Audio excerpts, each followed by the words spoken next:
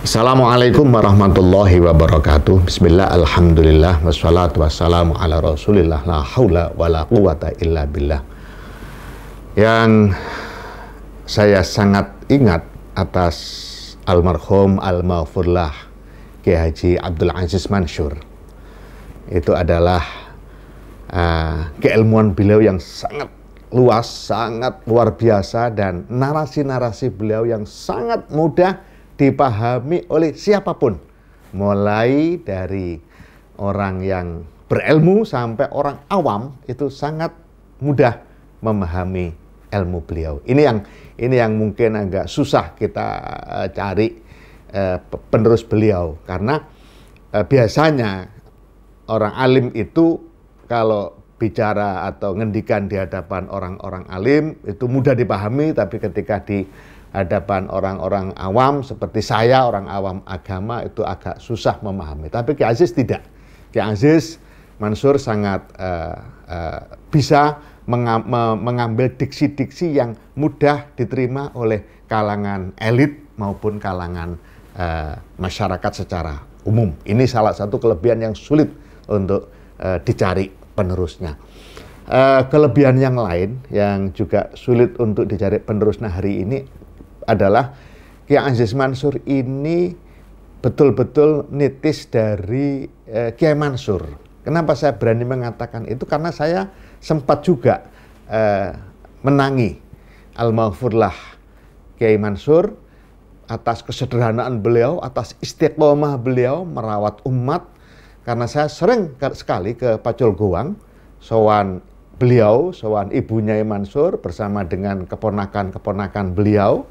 Saya dekat juga dengan Kiai Abdul Karim Mansur, saya dekat juga dengan Nyai Faridah Mansur, dan putra-putri beliau yang lain. Sehingga saya masih ingat di benak saya bagaimana Kiai Mansur rawuh waktu itu dari pengajian, dari kampung ke kampung dengan sepeda yang sangat sederhana. Nah, ini diikuti betul oleh Kiai Aziz Mansur.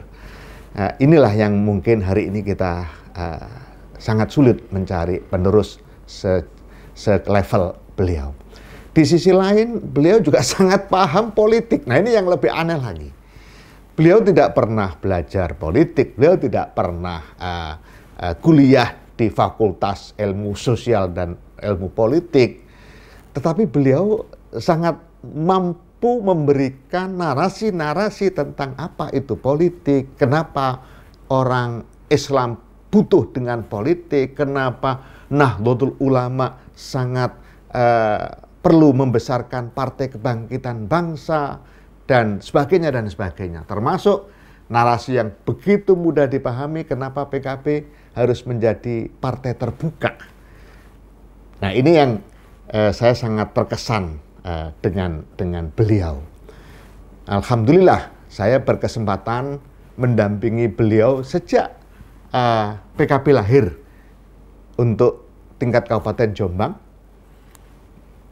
Kebetulan saya pernah jadi sekretaris beliau di jajaran Dewan Syuro, dan saya selalu mencatat semua dawuh-dawuh beliau ketika konsolidasi, sosialisasi, termasuk narasi-narasi politik yang diambil dari kitab-kitab klasik, Alfiyah Ibnu Malik, kitab-kitab yang saya banyak tidak tahu, tapi begitu dinarasikan oleh Kiai Aziz, saya begitu masuk. Inilah kealiman beliau. Dan alhamdulillah saya terus bisa mendampingi beliau sampai saya terpilih sebagai Ketua Tanfid DPC PKB Kabupaten Jombang. Beliau kerso tetap membimbing saya menjadi Ketua Dewan Syuro DPC PKB Kabupaten Jombang. Kemudian beliau pindah ke DPW, saya masih di DPC.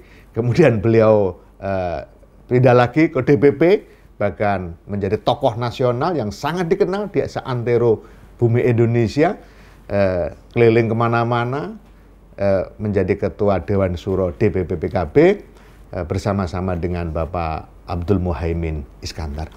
Tentu kita amat sangat kehilangan ketika beliau dipanggil Allah Subhanahu wa Ta'ala di saat-saat bangsa Indonesia dan kita semua utamanya warga NU, warga PKB masih sangat-sangat membutuhkan bimbingan beliau. Namun itulah kehendak Allah, dan saya yakin beliau hari ini, saat ini mendapatkan posisi yang sangat terhormat di sisi Allah Subhanahu wa Ta'ala. Amin ya Rabbal Alamin. Kita terus mendoakan mudah-mudahan Pondok Pesantren Pacul Guang yang dibesarkan beliau dan semakin hari semakin besar terus berkembang, terus memberikan manfaat kepada warga masyarakat. Dan satu hal yang mungkin harus diteruskan oleh kita semua, yaitu tidak pernah membedakan kelas sosial, tidak pernah membedakan status orang. Siapapun yang mengundang, kalau memang beliau ada waktu, pasti sudah beliau hadir. Dan ini saya membuktikan berkali-kali. Berkali-kali saya sowan ke dalam beliau di saat beliau tidak ada. Saya tanya kemana? Masih walimatu tasmiyah di tetangga. Masih ada orang meninggal di tetangga dan seterusnya. Dan beliau kemudian ketika rawuh, saya matur, saking pundi yai? Iki teko tangga ana sing sedo, iki ana tangga sing walimatu tasmiyah bayi. Aku gak iso pokoke bedak-bedakno. Sapa wae sing ngundang aku, nek aku iso mesti aku bakal teko. Ini yang saya pegang sampai hari ini, dan saya juga berusaha untuk terus mengikuti jejak beliau. Dan alhamdulillah saya termasuk salah satu santri beliau yang mendapatkan lumayanlah ijazah wirid dari beliau, termasuk saya juga mendapatkan Hizbut Jausan dari beliau.